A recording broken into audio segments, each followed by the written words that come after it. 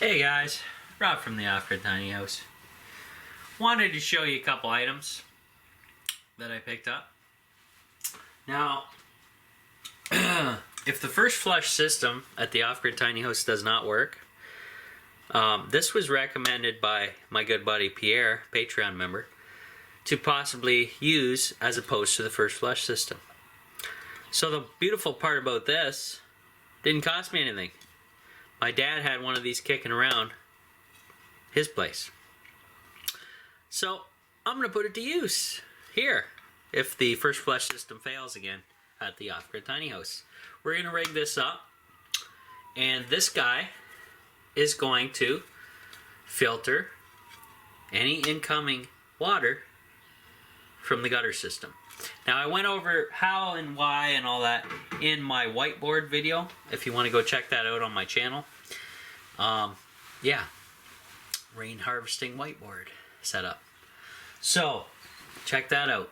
Now, another thing I ordered, because I had a lot of people concerned about me and running a wood stove, a barrel stove.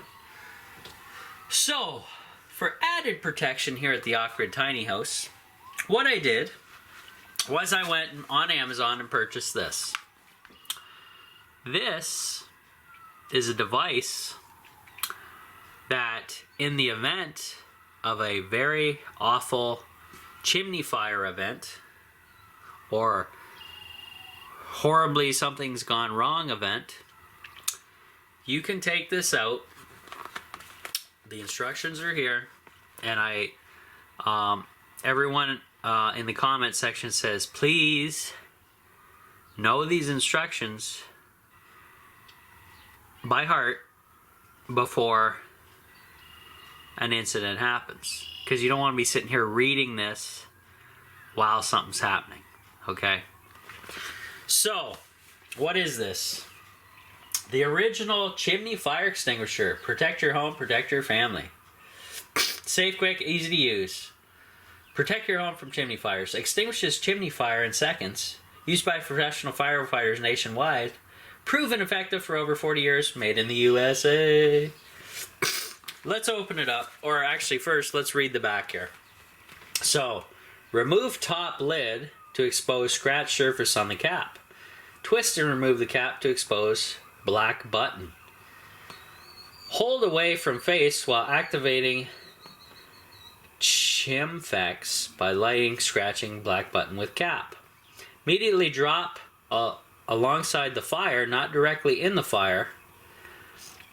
For fireplaces, close the door, cover the openings with a non-flammable material. For wood burning heaters, close door and all intake vents. Pretty simple. Warning: chimney fires can reignite. Larger flue systems may require more than one stick. Keep that in mind. Do not inhale fumes. Store in a dry place. Keep away from children. Sounds good to me. Let's open this bad boy up, see what it looks like, because I've never opened this. There she be. So, it's sealed in a container, and for reference, lid was, this must be the lid right here. The black part is the lid. It says, pop the lid, twist this white cap off of here, okay? And then, using the white cap, you strike this thing, toss it into the barrel stove, which is right here, and make sure the vent is completely closed. And this will basically starve, I'm assuming starve all the oxygen out of the entire area in your wood stove. So, pretty handy dandy little protection item that will be going somewhere close by here to my barrel stove. Okay? I thought that was an important item to purchase. As an added insurance, so if anything does fail at the Off-Grid Tiny House with the wood stove, that I have some way of putting a fire out. Now, I'm going to run this by you guys because I've heard this. If you throw a box of baking soda on a fire, like a raging fire, apparently it will do something similar. It will put the fire out. And I'm not talking about a grease fire where you just pour baking soda on it and smother it. I'm talking about throwing a box of baking soda into a fire, and then it somehow magically removes oxygen and puts it out. I don't know if that's true. Maybe you guys can comment on that and tell me in the comments below. Because if it is true, probably is a lot cheaper option than this guy here. These guys used to be 25 bucks a hit. They're closer to 75 for $75 now for me here in Canada. That's what I had to pay.